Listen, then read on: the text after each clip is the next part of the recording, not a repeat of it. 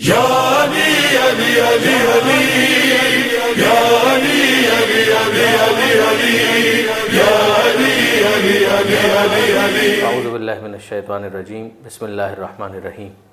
अल्हम्दुलिल्लाहि रब्बिल आलमीन वस्सलातु वस्सलामु अला अशरफिल अंबिया वल मुरसलीन व अहले बैतिहि तय्यबीन अत्ताहिरीन अल मासूमीन। बरादरान अज़ीज़ व ख़ारान मोहतरम, सलामुन अलैकुम व रहमतुल्लाहि व बरकातुहू। आज की इस नशिस्त का बुनियादी मकसद हज़रत अल्लामा हाजी ग़ुलाम अली हाजी नाजी रहमतुल्लाह अलैह की ज़िंदगी और उनके कारनामों का एक जायज़ा लेना है। ये प्रोग्राम ख्वाजा पीर एशिया इसनाशी जमात की ख्वाहिशात और कोशिशों का नतीजा है और इस वक्त हम लोग PCN के स्टूडियो में इस काम की तकमील के लिए मौजूद हैं। मेरे साथ शरीक गुफ्तगू हैं लेजेंडरी जनाब इकबाल नूरानी साहब, जो कि वाक़ई बहुत ही सूटेबल शख्सियत है हज़रत अल्लामा हाजी ग़ुलाम अली हाजी नाजी पर गुफ्तगू करने के लिए। और जब प्रोग्राम आगे बढ़ेगा तो आपको इस बात का ख़ुद भी अंदाज़ा हो जाएगा। मैं बिला किसी तफसील के ख्वाहिश करता हूँ जनाब इकबाल नूरानी साहब से कि वो इस मौजू के हवाले से एक बुनियादी सवाने खाका जो हज़रत अल्लामा हाजी ग़ुलाम अली हाजी नाजी का है, तो इकबाल भाई अगर आप उसके ऊपर रोशनी डालें और गुफ्तगू को आगाज़ की तरफ लेकर जाएँ। बिस्मिल्लाहिर्रहमानिर्रहीम। मेरे लिए इंतहाई फ़ख्र और सआदत की बात है कि आज मुझे मौका मिला कौम के एक मोहसिन अल्लामा मरहूम हाजी ग़ुलाम अली हाजी इस्माइल हाजी नाजी की ज़िंदगानी के ऊपर कुछ रोशनी डाली जाए। एक तालिब इल्म की हैसियत से गुफ्तगू करने की कोशिश करूँगा और एक ख़ास जायज़े से। अल्लामा हाजी ग़ुलाम अली के बारे में सरसरी तौर पे तो कौम के हर फ़र्द ने नाम सुना होगा। इनके एक या दो मशहूर कारनामे किताबों की शक्ल में उनसे तारुफ़ होगा और इससे ज़्यादा मालूमात तफसीली आम तौर पे लोगों में नहीं है। आज एक हम अलग ज़ाविये से इनके कारनामे के ऊपर गौर करने की कोशिश करेंगे। उनकी चंद तसनीफ़ात मैं अपने साथ लाया हूँ, वो इंशाअल्लाह जैसे प्रोग्राम आगे बढ़ता जाएगा आपको दिखाने की कोशिश की जाएगी। इसमें से कुछ इक़्तिबासात पढ़ के उसका तर्जुमा करके विज़िटिंग कार्ड की आइडेंटिटी के लिए समझ लें, विज़िटिंग कार्ड के तारुफ़ के लिए कि नाम अल्लामा हाजी ग़ुलाम अली। हाजी ग़ुलाम अली तो उस वक्त बने जब हज किया, इससे पहले सिर्फ़ ग़ुलाम अली। वालिद इस्माइल और वो भी हाजी इस्माइल। अंदाज़ा है कि वो भी हज से मुशर्रफ़ हुए थे उस ज़माने में जब लोगों में मारिफत नहीं थी और ऐसा पूरा शुभ दौर था, पता नहीं चलता था। कभी जो है पूरा रेला इसनाशी मज़हब की तरफ आ जाता था और बाज़ दफ़ा पूरा रेला आगा खानी मज़हब की तरफ आ जाता था। ऐसे आलम में हज करना, ज़ियारत के लिए जाना वाक़ईन एक बहुत बड़ा जिहाद था। तो ये नाम अल्लामा हाजी ग़ुलाम अली हाजी इस्माइल ज़ाहिर करते हैं कि दोनों हज से मुशर्रफ़ हुए थे। तारीख़ पैदाइश बताई गई है 28 सफ़र 1279 हिजरी, शहर बम्बई में, ईस्वी सन के एतबार से 1864 और तारीख़ वफ़ात 1942 हिजरी सन के एतबार से 7 ज़िलहज्जा 1362 हिजरी। बचपन में इन्होंने मुल्ला कादर के मदरसे में तालीम हासिल की। खुद मुल्ला कादर की सवाने हयात से हमारे कौम के हर बच्चे को, हर जवान को, हर बुज़ुर्ग को आगाही हासिल करनी चाहिए। इत्तेफाक से मेरे सामने मुल्ला कादर हुसैन साहब करबलाई की खुद नविश्त सवाने हयात ऑटोबायोग्राफ़ी की किताब मौजूद है, हिदायत प्रकाश।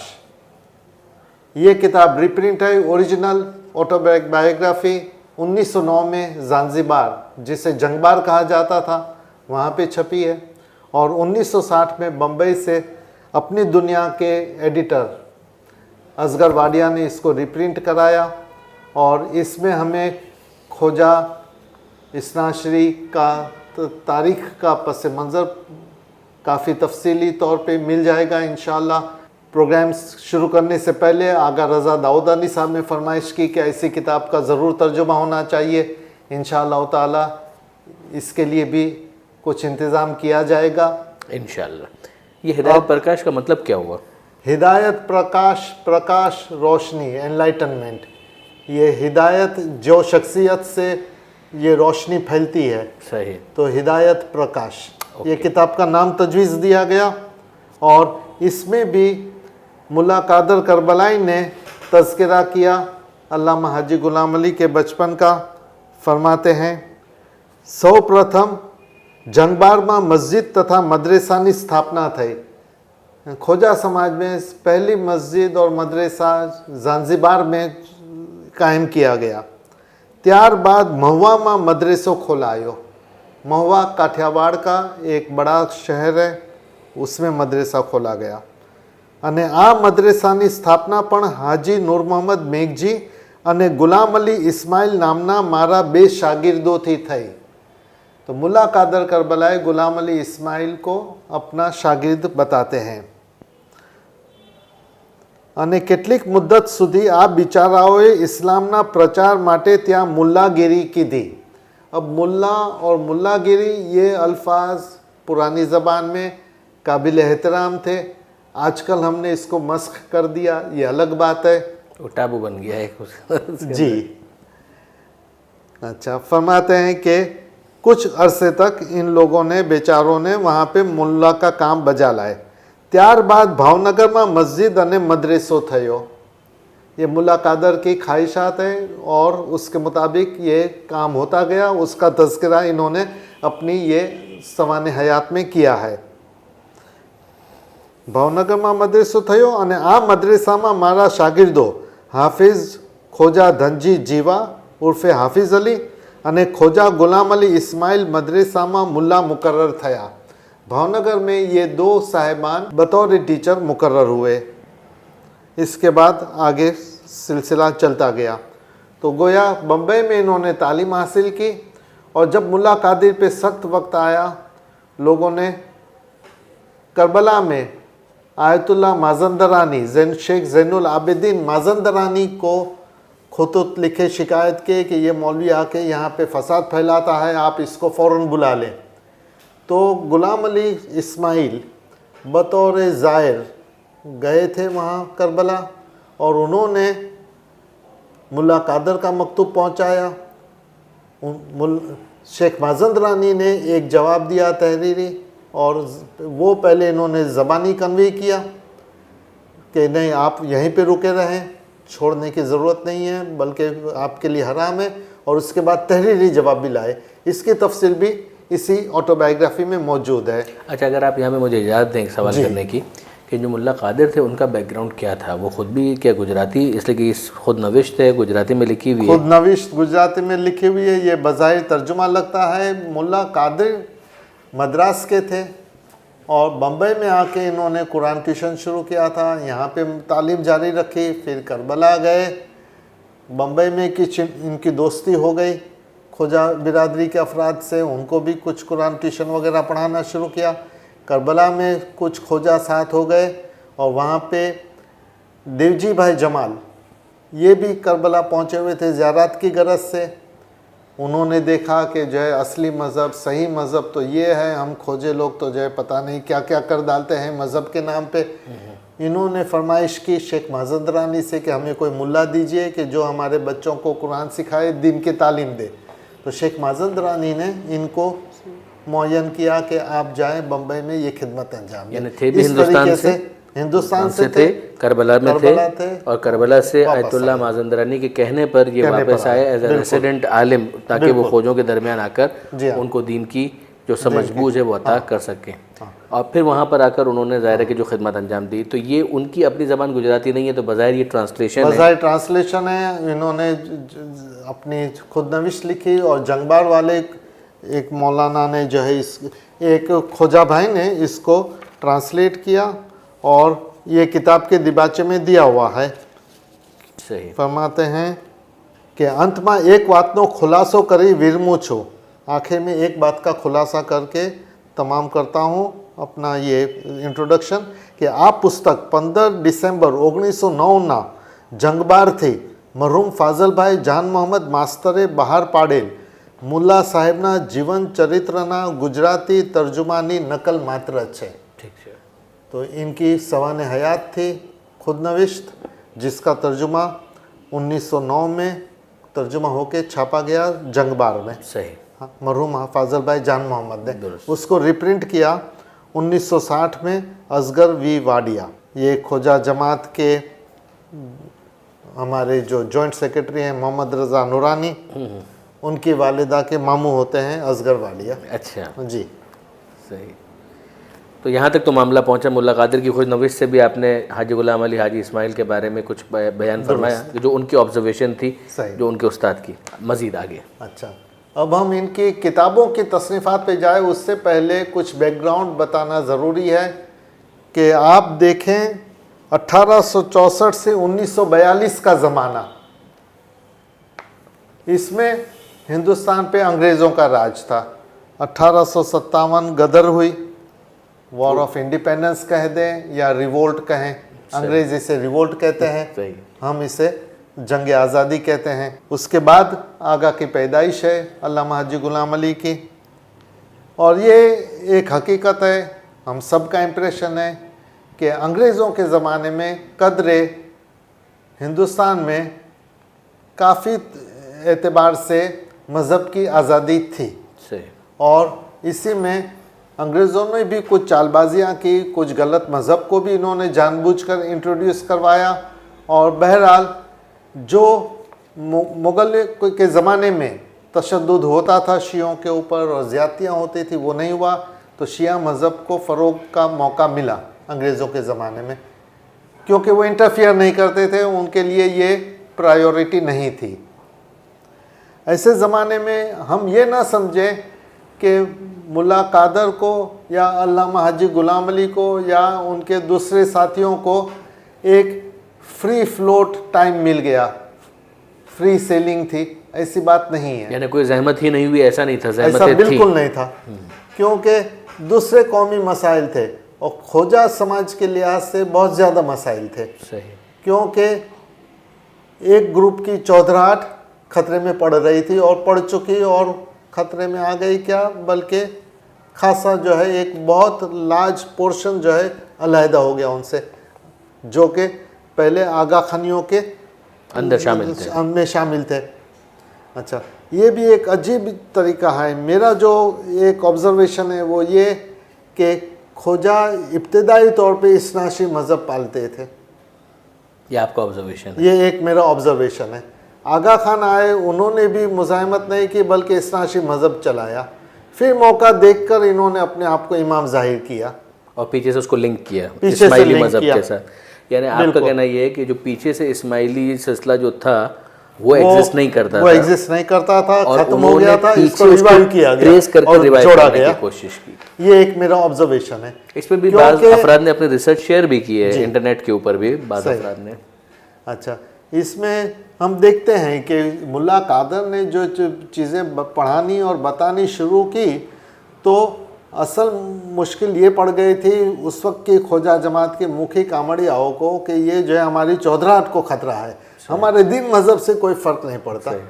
अब चौधराहट को बचाने के लिए उन्होंने आसरा लिया कि भाई हम तो आगा खान के मानने वाले हैं और वो हमारे बुज़ुर्ग है और पेशवा है और रहबर है और पीर है.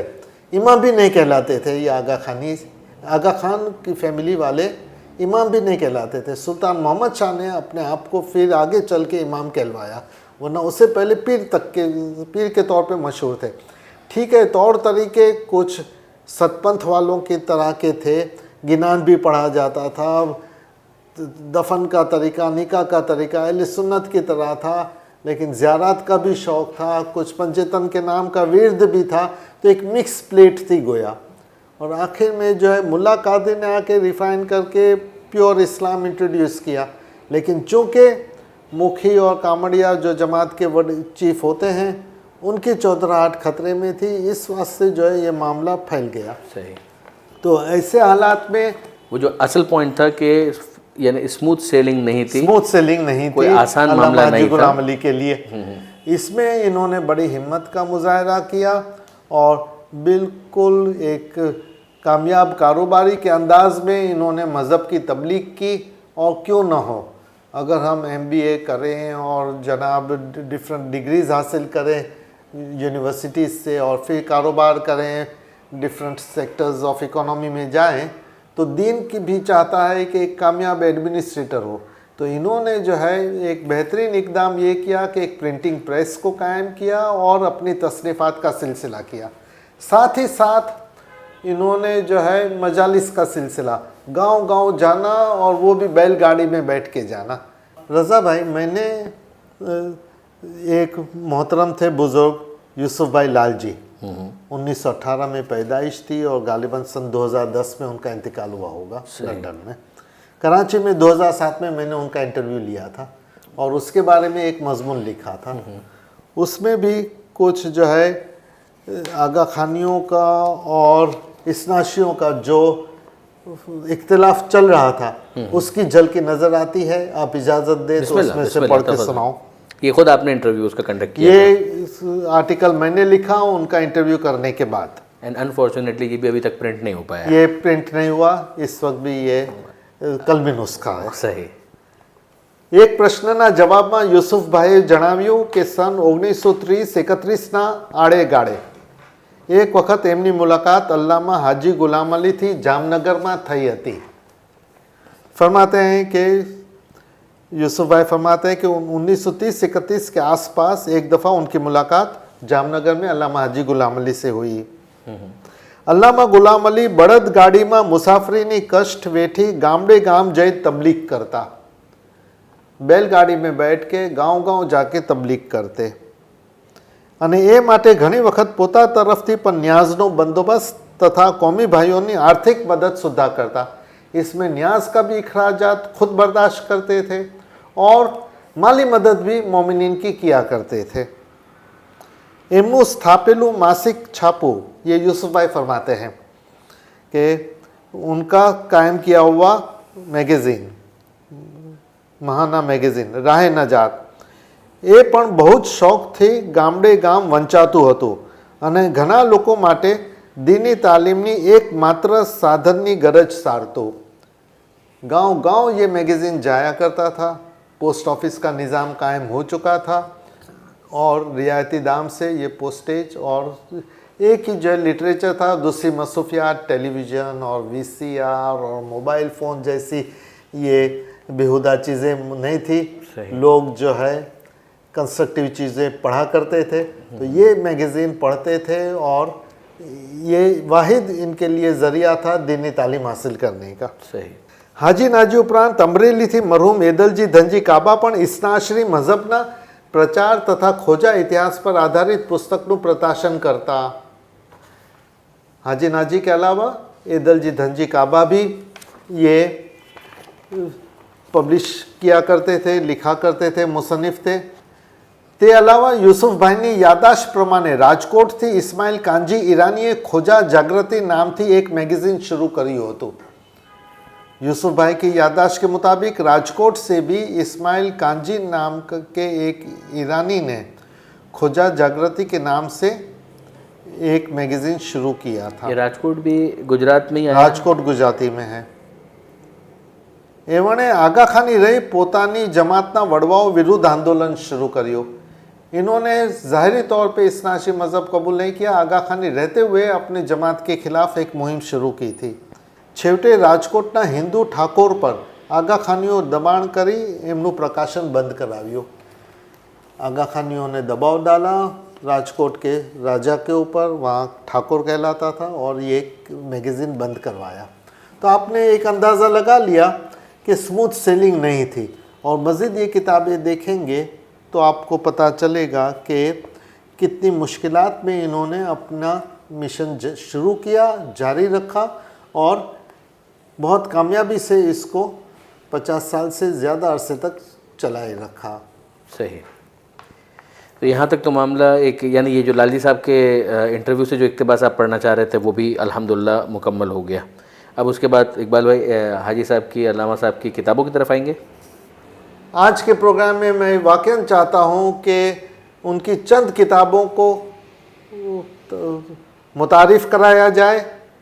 हम लोग आसानी से कह देते हैं कि हाँ माशाल्लाह 300 किताबें लिखी अल्लामा हाजी गुलाम अली ने।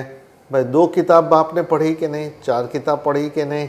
अल्लाह के फजल से मुझे जो है 10-15 किताबें पढ़ने का शर्फ हासिल हुआ है। सही। और जो कुछ बचपन में गुजराती सीख ली थी, स्कूल में गुजराती सीख ली थी, इस वास्ते ये काम आसान हुआ। सही बात। और एक ज़माने में अच्छा वालिद साहब ने अल्हम्दुलिल्लाह हमारे मरहूम मासूम अली भाई नूरानी ने काफ़ी कलेक्शन था उनके पास किताबों का।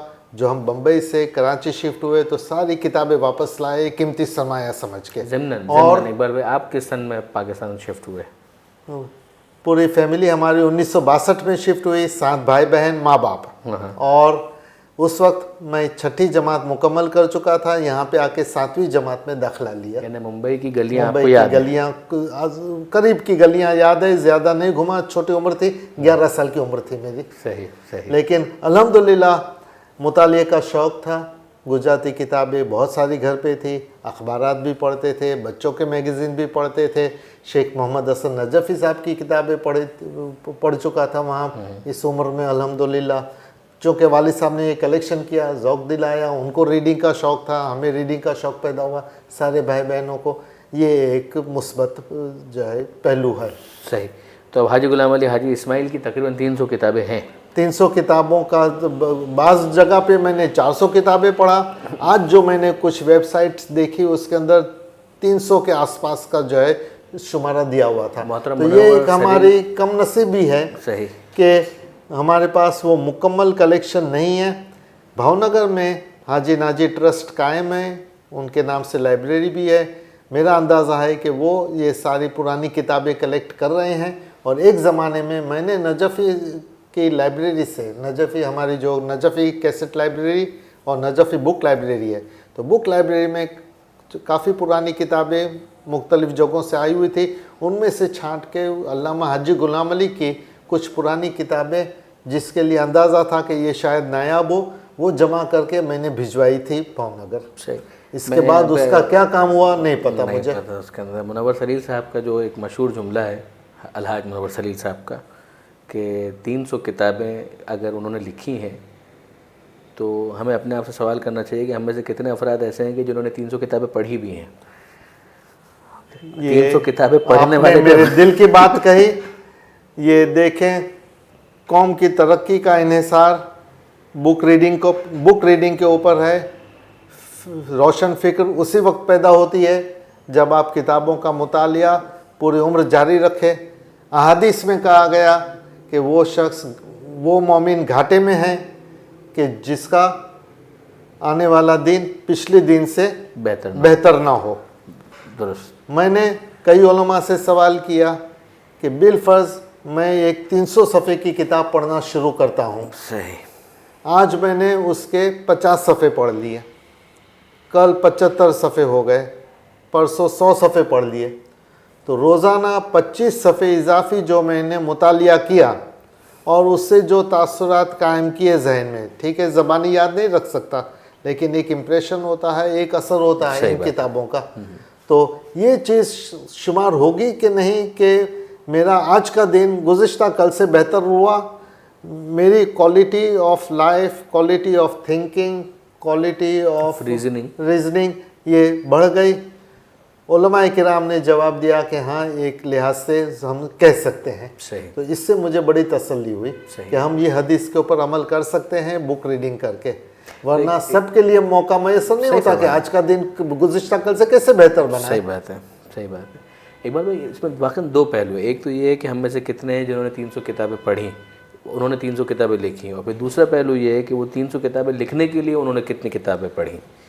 और उस ज़माने के अंदर कि जब इतने आसानी के साथ किताबों को एक्सेस करना भी मुमकिन नहीं होता था, बल्कि अगर आज से आप 10-15 साल पहले चले जाएं, जब इंटरनेट इतना कॉमन नहीं हुआ था, जब इतनी ऑनलाइन लाइब्रेरीज अवेलेबल नहीं थी, डिजिटल ये सारी चीज़ें नहीं थी, सॉफ्टवेयर्स नहीं थे, तो ख़ुद मैं अपना याद करता हूँ टीनेज, उसके अंदर भी एक काम था, यानी किताब को एक्सेस करना, ख़रीदना, उसको लाइब्रेरी से इशू करवाना एक काम था। उस ज़माने के अंदर तो और मामला जो था वो बहुत मुश्किल होगा। तो उस ज़माने के अंदर इन तमाम तर चीज़ों को मैनेज करना बहुत बड़ा एक बड़ा कारनामा है, ये मौजिज़ा है एक एतबार से। और यहीं पर अगर आप इजाज़त दें तो मैं ये भी अर्ज़ करूं, जितने भी हमारे इस वक्त सुनने वाले और देखने वाले हैं, कि अज़रिया इला तसानिफ़ शिया जो आगे बुज़ुर्ग तेहरानी की किताब है, ये भी हुज्जतुल इस्लाम मौलाना ताहिर आवान साहब ने मुझे मुतवज्जे किया, और उसके बाद फिर मैंने उनको इंटरनेट के ऊपर और जो दूसरी जो रिसोर्सेज थे वहाँ पर चेक भी किया कि हाजी ग़ुलाम अली, हाजी इस्माइल, हाजी नाजी की किताबें, उनका इंट्रोडक्शन अज़रिया के अंदर आगे बुज़ुर्ग तेहरानी ने भी रिकॉर्ड किया, और उसके अंदर ये लफ्ज़ इस्तेमाल किए, यानी उनका जो उन्वान देते थे वो कि ग़ुलाम अली इब्ने हाजी इस्माइल भावनगरी, वो इस तरीके से उनको इंट्रोड्यूस करते थे। और अभी भी अगर हमारे जो नाजरीन है वो इंटरनेट के ऊपर जाकर गूगल पर सिंपली सर्च करेंगे तो उनको ये तारुफ वहाँ का मिल जाएगा जो आगे बुज़ुर्ग तेहरानी ने इस्तेमाल किया वहाँ पर। आप ही की बात की तायद में कहूँगा, और इसके रावी है मुनव्वर भाई सलील, हमारे मोहतरम अज़ीज़, फरमाते हैं कि आगा रशीद तुराबी साहब ने मजालिस पढ़ी तफसीर सूरह बकरा, उसकी बड़ी पजीराई हुई। किबला से पूछा गया कि ये तफसीर आपने कहाँ से तैयार की अपनी मजलिस के लिए? फरमाया तुम खोजों की लिखी हुई किताब से। अल्लामा हाजी ग़ुलाम अली ने जो तफसीर अनवारुल बयान लिखी है उसका मैंने उर्दू तर्जुमा करवाया, उसे इस्तेफ़ादा किया और अपनी तकरीर और मजलिस की तैयारी की और वो आपके सामने पेश की। तो अल्लामा रशीद तुराबी तक ने जो है ये किताबों का इस्तेफ़ादा किया, और वो तफसीर जो है ये है, ये 13वें सिपारे से 22वें सिपारे तक है ये, यानी नमूने के तौर पर, ये नमूने के तौर के ऊपर ये मैं लाया हूँ आपको दिखाने के लिए। एक सफ़े में अरबी में कुरान मजीद की इबारत है, उसके पुष्ट पे यही अरबी गुजराती रस्मुल ख़त में, इसको कहते हैं गुजराती लिपि, उसमें अरबी लिखा गया है, वो बोर्ड टाइप में है, और उसी के नीचे गुजराती ज़बान में तर्जुमा है। तो अरबी लिपि गुजराती लिपि, अरबी के अल्फाज और उसके नीचे तर्जुमा। सही। ये तो कुरान का मतन हो गया और उसका आयत बायत तर्जुमा हुआ। उसके बाद बाज़ जगह पे एक सफ़ा तफसीर के लिए रखा गया, बाज़ जगह 2 सफ़े तफसीर के लिए रखे गए, और ये तकरीबन 100 साल पहले छपी हुई किताब है, बोसीदा हो गई है, और इसके लिए इसको प्रिजर्व कर किया जा चुका है अल्हम्दुलिल्लाह ये स्कैन करके। अच्छा, अब गुजराती ज़बान में कुछ खूबियाँ भी है उसकी लिखाई में और खामियाँ भी है। गुजराती में एक स है, और अरबी में आप देखें तो स्वाद भी है, से भी है और सीन भी है।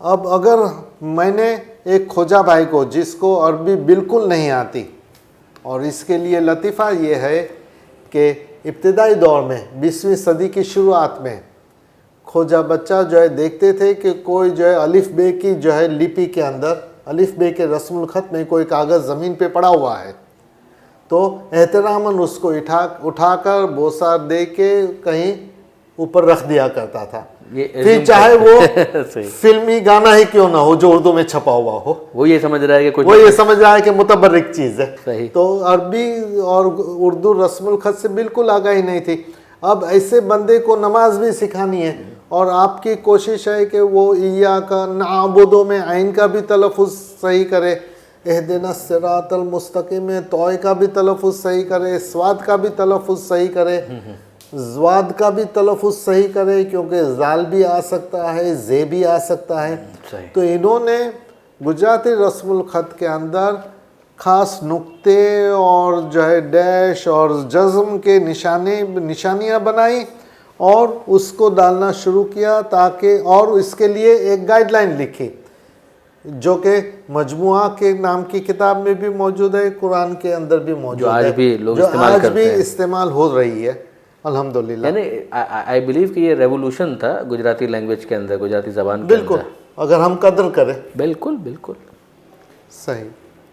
तो ये जो है तफसीर टुकड़ों में लिखी गई, और ये तफसीर जब इन्होंने लिखना शुरू की, नियत की, तब इन्होंने एक जगह इसके दिबाचे में लिखा कि मैंने पहले इंतज़ाम किया कि पाकीज़गी का ख्याल रखा जाए, अपना प्रेस लाया, अपना प्रेस बनाया, ताकि जो है हिंदू से गैर मुस्लिम से ये काम न लिया जाए। कुरान मजिद की तबाअत ज़िम्मेदारी का काम है, तो ये भी एहतियात ये बरतते थे माशाल्लाह। और 1932 में इनके प्रेस को भावनगर में आग भी लगा दी गई, ये जो होता है। ये किन की तरफ से हुआ था? अब ये तफसील देखनी पड़ेगी मुझे, लेकिन मुखालिफिन की तरफ से मुखालिफिन थे। सही। यही आपसे जो अर्ज़ किया कि स्मूथ सेलिंग नहीं थी, और बाज़ दफ़ा मुखालिफिन अपने वाले भी थे। सही। खुद जो है इन्होंने अपनी ज़िंदगी में काफ़ी इल्ज़ामात भी बर्दाश्त किए कि यतीम के फ़ंड में इन्होंने खुर्द बुर्द की, तबलीग के फ़ंड में जो है खुर्द बुर्द की, और ये बात आज भी जो है जो हर रिफॉर्मर के लिए, ये तो हर रिफॉर्मर के लिए, अंबिया को भी लोगों ने नहीं छोड़ा, अइम्मा को भी नहीं छोड़ा, तो ये किस गिनती में? तो ये भी किस गिनती बिल्कुल में? सही। अच्छा, अब आप इजाज़त दें तो उनकी कुछ दिगर किताबों की तरफ आऊँ जो मैं नमूने के लिए लाया हूँ। ज़रूर। हम आम तौर पे ये कहते हैं कि अल्लामा हाजी गुलाम अली ने दुनियात की किताब लिखी, तफसीर लिखी, दुआओं की किताबें लिखी, आगे का नहीं पता। फिर कहते हैं हाँ मजालिस की किताबें भी लिखी। अब नमूने के तौर पे जो है मैं ये किताब लाया हूँ, कससुल अंबिया, 3 पार्ट्स में है, और ये जो है पार्ट 3 है, और कब की छपी हुई है ये पता चलेगा। 15 जमादिल अव्वल 1354 हिजरी, विक्रम संवत 1991, ईस्वी सन 1935, और ये सेकंड एडिशन है जिसकी 700 कॉपियाँ छापी गई। और 1935 में खुद अल्लामा हाजी गुलाम अली लिखते हैं, प्रगट करनार यानी पब्लिशर हाजी गुलाम अली हाजी इस्माइल, अधिपति राह नजात, 200 किताबों करता, भावनगर काठियावाड़। उस वक्त तक स्कोर 200 किताबों तक पहुंच चुका था 1935 में। 1942 में वफात है। सही।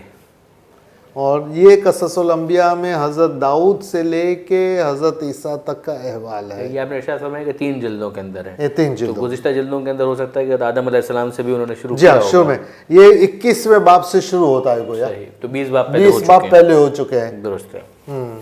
और पैगंबर साहब तक नहीं पहुँचे हैं, असहाब उखदूद है आखिर में।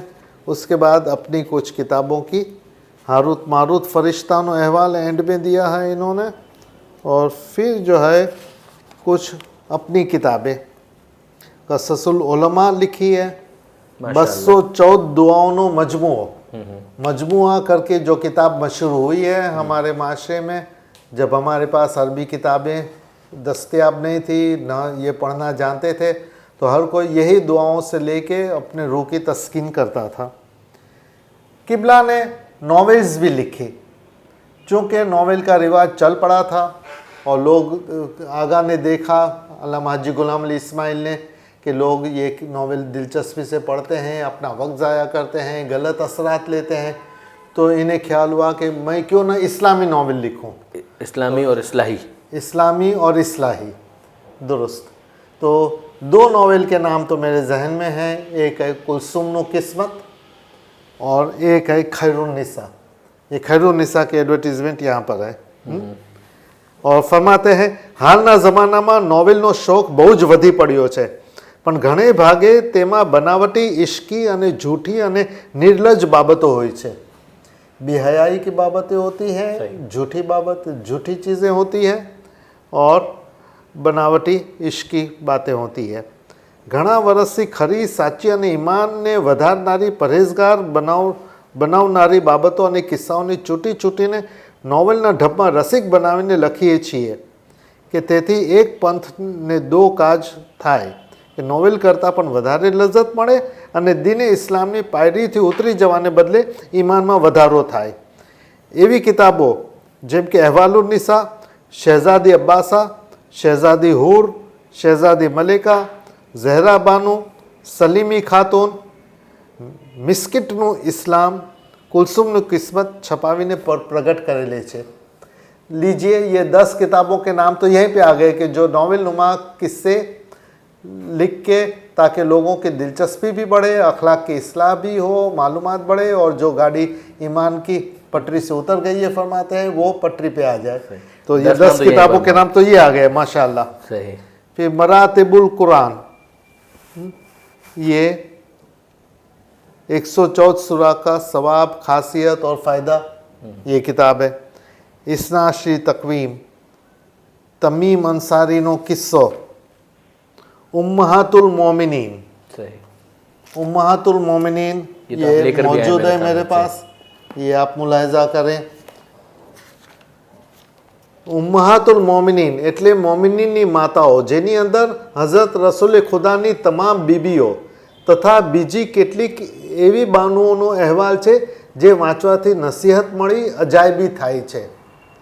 फरमाते हैं कि ये किताब में रसूल खुदा की तमाम बीबियाँ, अज़वाज और दूसरी भी बाज़ ख़वातीन के अहवाल हैं जो पढ़ने से नसीहत मिलती है।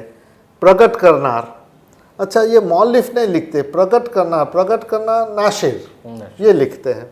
प्रकट करनार हाजी गुलाम अली हाजी इस्माइल, अधिपति राह नजात, कुरान शरीफनी तस्वीर वगैरहना करता, भावनगर काठियावाड़, कीमत ₹1.5, पोस्टेज जुदो, आवृत्ति पहली, प्रत 700, 700 कॉपीज छापी गई और बड़ी बात है। And we must not forget कि आज भी 1000 से ज़्यादा कॉपीज नहीं छपती हैं। हाँ, आज भी जो ट्रेंड है किताबें छापने का 1000 कॉपियाँ छापी जाती है, तो उस ज़माने में इन्होंने हिम्मत करके 700 कॉपियाँ छापी। ये पाकिस्तान के अंदर, अलबत्ता ईरान के अंदर तो खैर बहुत ही छपती हैं, वो माशाल्लाह तो कॉपीज बहुत छपती हैं। अच्छा, जब ये कॉपियों की बात आई तो अर्ज़ करूँ कि ऐसा नहीं है कि दुनिया में पढ़ने का जो है शौक़ ख़त्म नहीं हुआ। ये अलमिया तो जो है पाकिस्तान का है, हिंदुस्तान का हो तो हो नहीं मालूम, पाकिस्तान का अलमिया है कि खाने पीने की चीज़ें महंगी है फिर भी लोग इसमें खर्च करते हैं, किताबें सस्ती हैं फिर भी लोग इससे कतराते हैं।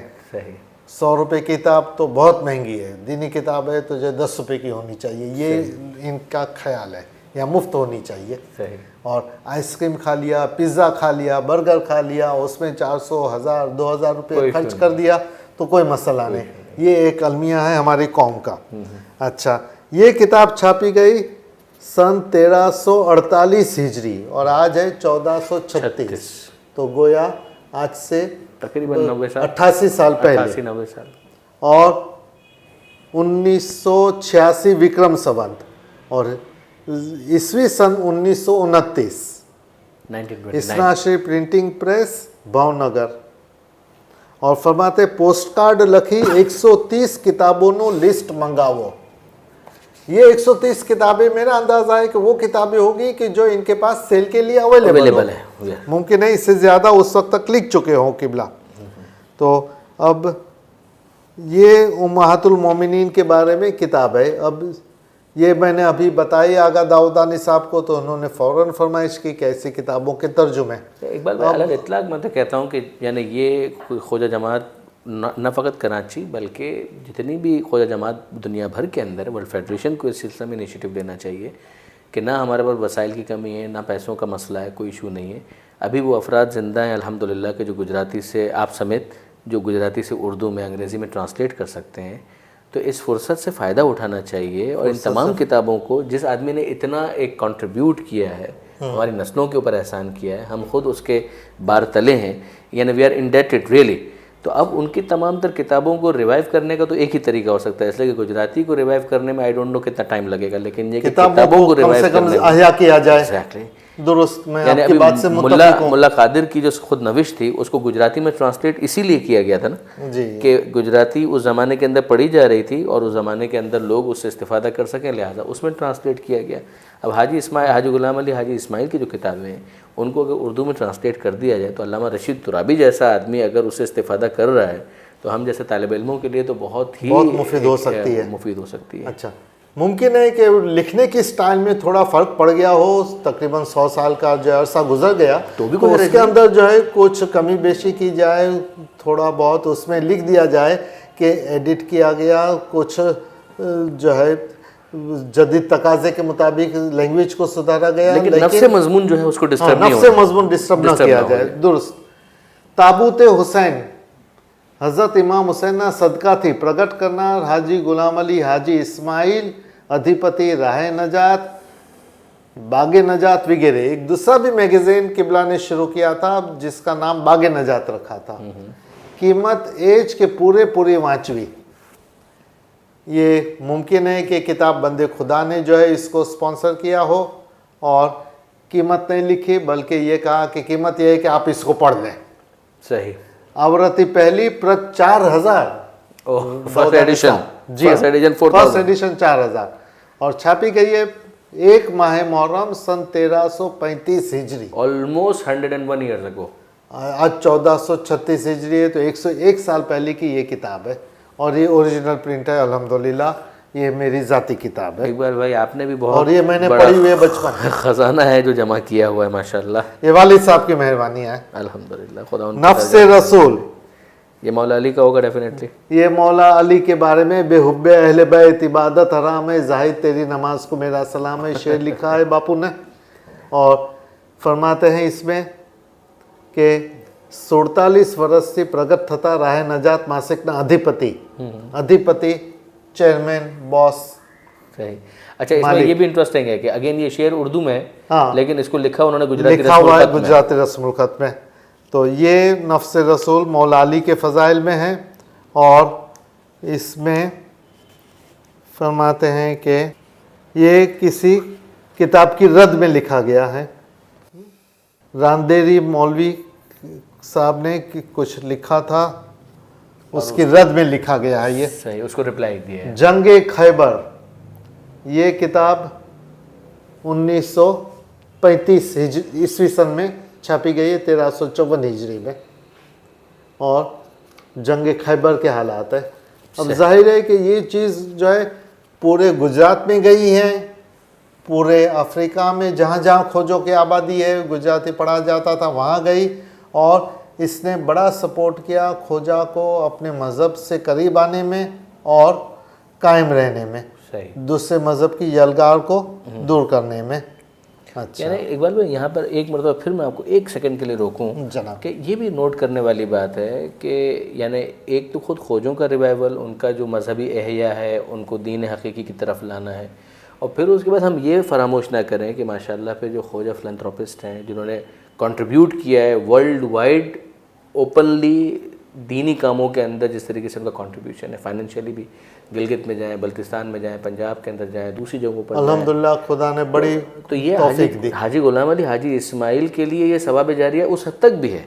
यानी इन तमाम तर अफराद के दीन को महफूज करके वो तमाम तर दीनी खिदमत जो दूसरी कम्युनिटीज़ के अंदर भी गई हैं, तो एक मुसलसल सवाब जारिया है। बिल्कुल ये असरात है हमारे तमाम उलमाए किराम शुरू से, और नजफ़ के और ईरान के दूसरे हौज़े इल्मिया कायम थे, उनके असरात यहाँ लखनऊ में आए, बम्बई में आए, गुजरात में आए, तो सबका एक एतबार से पार्टिसिपेशन है।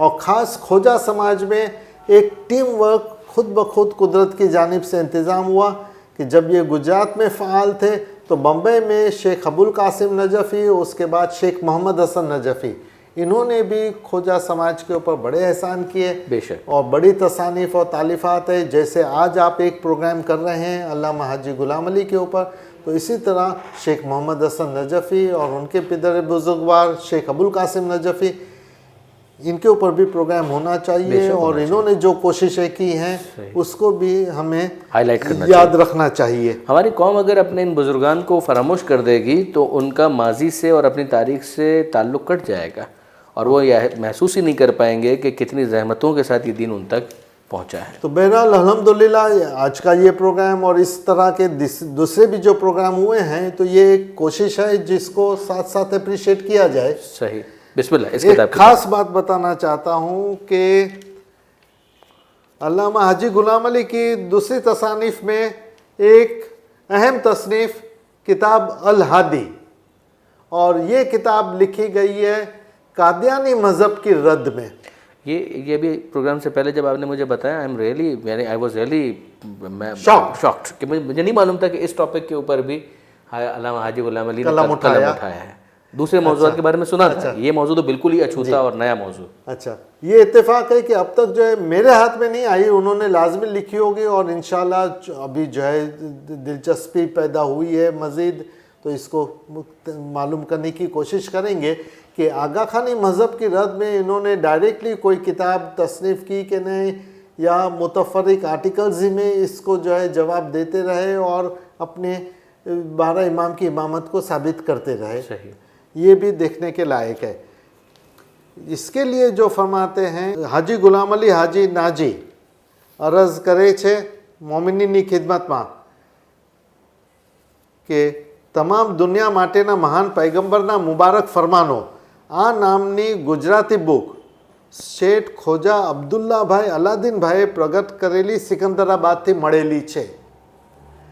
मेरे वालिद मरहूम ने एक दफ़ा तज़किरा किया था कि एक खोजा फैमिली थी हैदराबाद दखन में, 4 भाइयाँ थे और माशाअल्लाह एक भाई इस्नाशी मज़हब, एक इस्माइली मज़हब आगा खान आके उनके यहाँ ठहरता था, एक अहले सुन्नत मज़हब, अहले सुन्नत के उलमा जाके उनके यहाँ मेहमानी मेज़बानी करते थे, और एक कादियानी मज़हब, कादियानी का बड़ा जो है उधर आके रुकता था। वफाक की अलामत बना हुआ था। उसका जो है तज़किरा है बज़ाहिर कि उन्होंने किताब लिखाई और छापी दुनिया माटेना महान पैगंबरना मुबारक फरमानो।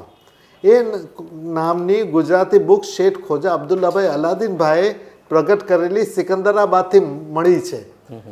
तो अल्लामा हाजी गुलाम अली को ये किताब सिकंदराबाद से मिली, फुला साहब ने पब्लिश किया इसको, જેની અંદર 93 પેજ સુધી નમાઝ, રોઝા, ઝકાત, હજ, જન્નત, દોઝખ, વ્યાજ વગેરેની સુન્નત જમાતની કિતાબોથી મોતબર તેમજ ઝઈફ અને કેટલીક શિયાથી તદ્દન ઉલટી એવી હદીસો લખી છે। 94 પેજથી હાલના જમાનાનો ઇમામ કોણ એ મથાળા નીચે કેટલીક હદીસો અને દલીલો વગેરે અર્થના અનર્થ કરીને પંજાબ જિલ્લાના કાદિયાન ગામમાં એક સુન્ની મુસલમાન મિર્ઝા ગુલામ અહેમદ સાહેબ હતા, તેમને આ જમાનાના હઝરત મહેદી, હઝરત ઈસા મહેસી ઠેરાવી ને તેમને નહીં માને તો દોઝખમાં જશે એવો મતલબ જાહેર કર્યો છે। 93 पेजेस तक वो किताब जो सिकंदराबाद से छपी उसमें चलिए गुजारे की बातें थी, अहले सुन्नत के अकायद के मुताबिक अकायद की बातें और फ़िक़ह की बातें। 94 पेज से फरमाते हैं कि कादियान की जो है हिमायत शुरू हो गई और इनको इस ज़माने के मेहदी और ईसा मसीह वगैरह। અને પેજ 123માં લખ્યું છે કે તેમની જમાતમાં એટલે મિર્ઝા કાદિયાનીની મુરીદીમાં જે અભાગ્યો હશે તે જ દાખલ થવાનો ઇનકાર કરશે। जिसका नसीब फूटा होगा वही इनकार करेगा कि उनकी जमात में दाखिल हो। हाँ, मिर्ज़ा गुलाम अहमद का ये कहना है। तो गोया उनके रद में इतनी बड़ी इन्होंने किताब लिखी, तकरीबन 400 पेजेस की ये किताब है। और इसके ऊपर तबसरा करते हुए मोम्बासा से हाजी मोहम्मद जाफ़र भाई हाजी शरीफ देवजी भाई, ये खुद एक मुसन्निफ़ हैं, इनकी काफ़ी तसनीफ़ें हैं गुजराती ज़बान में और इन्होंने अफ्रीका में तबलीग की बड़ी ज़बरदस्त खिदमत दी है। उनके बारे में भी एक प्रोग्राम करना इंतहाई मुनासिब है इंशाअल्लाह। वो फरमाते हैं अल्लामा हाजी गुलाम अली की पज़ीराई करते हुए कि जज़ाकुमुल्लाह अल हादी विषे हूँ शूँ लखूँ, आखर तमोए हिदायतनी तलवारथी कादियानी साथे खूब जिहाद करीने फतेह मेळवी। आपने हिदायत की तलवार से कादियानी के खिलाफ जिहाद करके खूब फतह हासिल की। सही।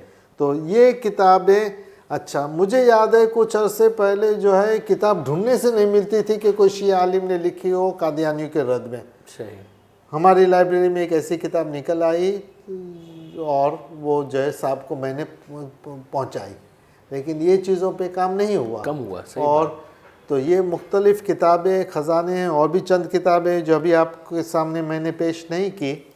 और तो इनसे अगर ज़रूर नाम की इससे हद फायदा तक, करना अगर नाम की चाहिए। हद तक, अगर जो किताबें इस वक्त अवेलेबल हैं काइंडली, अगर नाम की हद तक उनको अगर आप इंट्रोड्यूस कर सकें तो बहुत अच्छा होगा। अल हादी मैंने बता दिया, जी, हमारो इतिहास, अवर हिस्ट्री, हमारी तारीख, इसके अंदर पैगंबर के आबा व अजदाद से लेके पैगंबर की सवाने हयात, उसके बाद बनी इमामत और बनी उमैया के हालात, इमाम मोहम्मद बाकर और इमाम जाफ़र सादिक अलैहिस्सलाम तक के हालात अच्छी तरह से परोए गए हैं। और ये जो है हैदरी प्रिंटर्स कराची से छपी है और मुसन्निफ़ अलबत्ता इसमें अल्लामा हाजी गुलाम अली है। अब उनकी ज़िंदगी में भी शाये हो चुकी होगी, ये बात का प्रिंट होगा, दिबाचे में नहीं लिखा हुआ है, लिखा है દિબાચે में।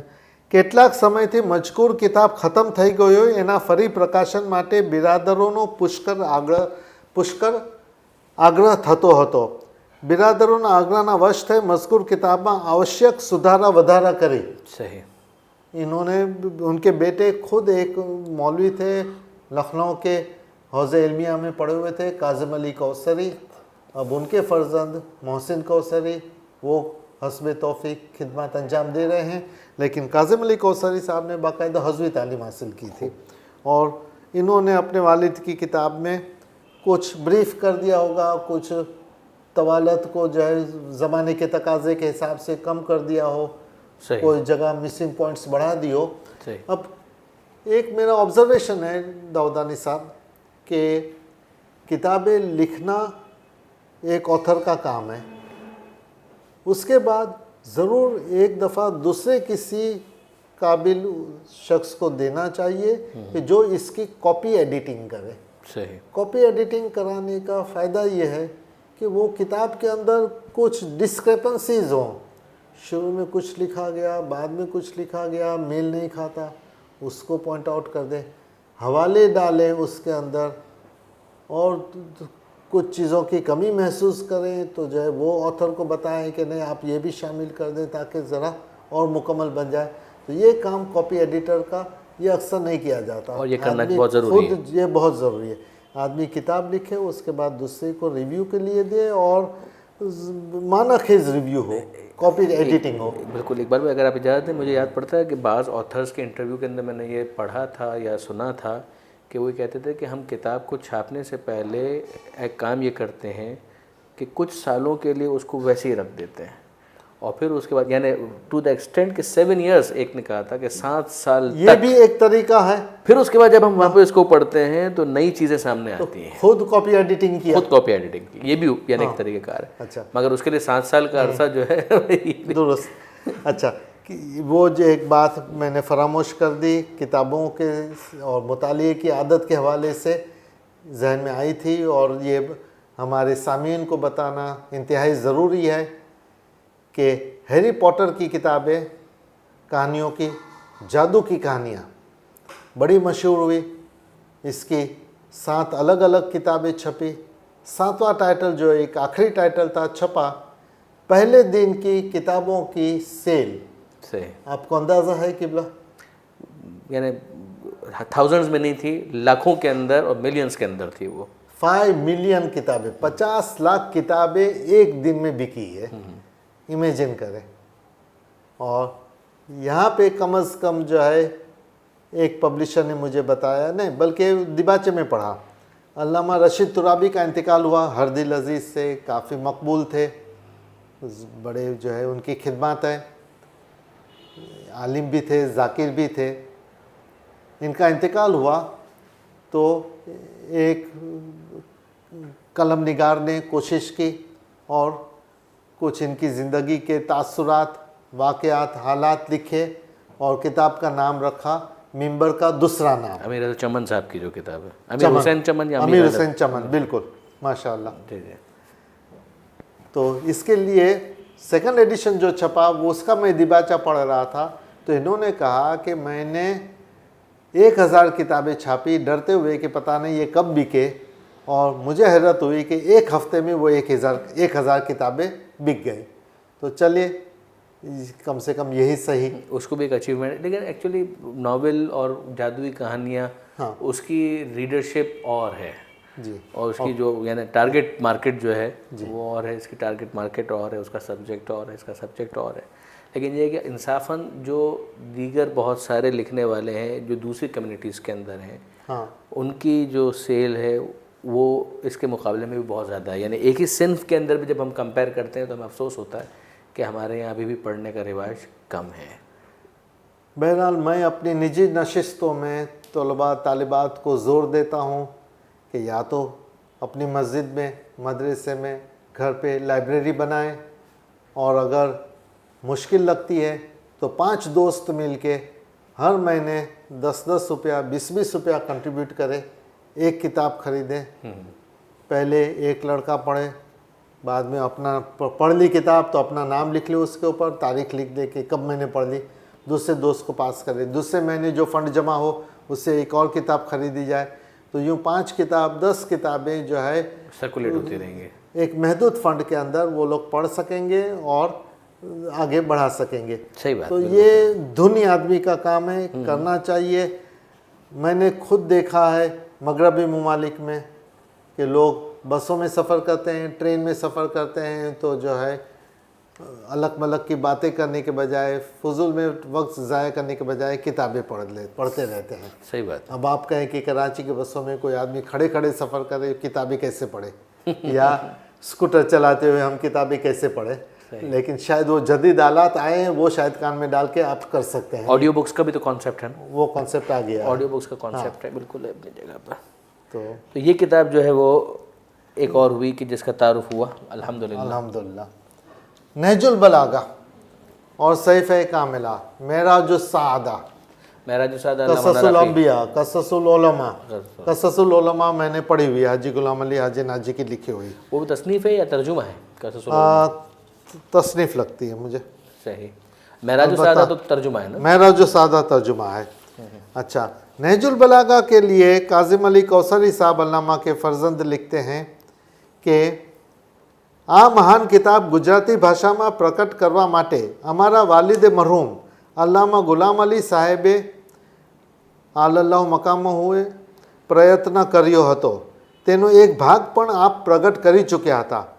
પહેલા ભાગના પ્રકાશન પછી સમયના અભાવે એ કાર્યને પોતાના જીવન દરમિયાન અંજામ આપી શક્યા નહીં. यानी अल्लामा हाजी गुलाम अली ने एक हिस्सा इसका नहजुल बलागा के खुतबात का छापा था और बाद में उम्र ने वफ़ा नहीं की और आगे छाप ना सके. तो આજે એમનું આદરેલું મહાન કાર્ય એમને સ્થાપિત કરેલા રાહે નજાત કાર્યાલય દ્વારા સંપૂર્ણ થતું જોઈ અમે અલ્લાહની બારગાહમાં शुक्रगुजारिए છીએ. तो ये सन ने लिखा है, किस सन में ये एडिशन छापा गया है, और उनके बेटे ने इसको बहरहाल नहजुल बलागा. तो गुजराती ज़बान में अच्छा खासा हमारे पास दीनी लिटरेचर भी है. और मुझे मरहूम निशात नूरानी शायर अहले बैत, वो खुद अपनी शख्सियत में एक आलिम दीन थे. ठीक है, लिबास वज़ाकता हौज़वी तालीम नहीं थी, लेकिन मुझे पता चला नहजुल बलागा का उन्होंने गुजराती तर्जुमा किया, सहीफ़े कामिला का गुजराती तर्जुमा किया. तो ये इसी माह रमज़ान में मुझे पता चला. ज़बरदस्त अदीब थे, शायर भी थे. उन्होंने कहा मुझसे एक दफ़ा कि हिंदुस्तान की ज़बानों में सबसे ज़्यादा रिच ज़बान, समृद्ध, वो गुजराती है. सबसे ज़्यादा लिटरेचर गुजराती ज़बान में. अब दूसरी ज़बानों को और प्रिंट मीडिया में आते हुए और छपाई का काम को फ़रोग होते हुए, ख्वानगी की शरह बढ़ते हुए दूसरी ज़बानें भी तरक्की की. अंग्रेज़ी ज़बान भी बहुत आगे बढ़ गई. बरतानिया में भी और इंडिया में, पाकिस्तान में हम लोग जो है गालिबन दूसरे नंबर पर है अंग्रेज़ी ज़बान में, बरतानिया के बाद. या अमेरिका को आप शामिल करें तो नहीं मालूम मुझे. खूब. तो गुजराती ज़बान खासी जो है रिच है और उसमें दीनी मवाद भी अल्हम्दुलिल्लाह काफ़ी मौजूद है, जो अगर हम गुजराती को फरामोश कर देते हैं तो हम इतने बड़े सरमाए से हाथ खो देते हैं. तो इसके लिए भी हमें तवज्जो देनी चाहिए, कोशिश करना चाहिए. मुझसे जब मैंने मुल्ला असगर से इस्तिफसार किया कि गुजराती ज़बान को अभी हम अल्लाह के सहारे छोड़ दें या इसको दोबारा चलाने की कोशिश करें। फरमाया कि मैं खुद कोशिश करता हूँ लंदन में बैठा हुआ कि ये ज़बान चलती रहे, हमारी बिरादरी में एक कॉमन लिंक है। और अब जो है आयतुल्लाह सिस्तानी से भी ये बात मंसूब की जाती है कि आप लोग अपनी ज़बान को फरामोश ना करें और इसको पकड़ के रखें। बहरहाल इकबाल भाई बहुत बहुत शुक्रिया। ज़ाहिर है कि आप के पास मालूमात का ख़जाना है, ख़ास तौर पे इस हवाले से, इस मौजू के हवाले से, और आप अभी बहुत कुछ बयान कर सकते हैं। खुदा ने चाहा तो अगली किसी नशिस्त के अंदर मज़ीद भी इस्तिफ़ादा होगा। परवरदिगार आलम से इस दुआ के साथ कि वो हमें हमारे बुज़ुर्गों के इस रिच हेरिटेज को रिवाइव करने की तौफ़ीक़ अता फ़रमाए। हाजी गुलाम अली हाजी नाजी के लिए दुआए मग़फ़िरत के साथ परवरदिगार आलम उनके दर्जात को बुलंद करे, उनको आले इल्लियीन में जवार मासूमीन में जगह अता फ़रमाए।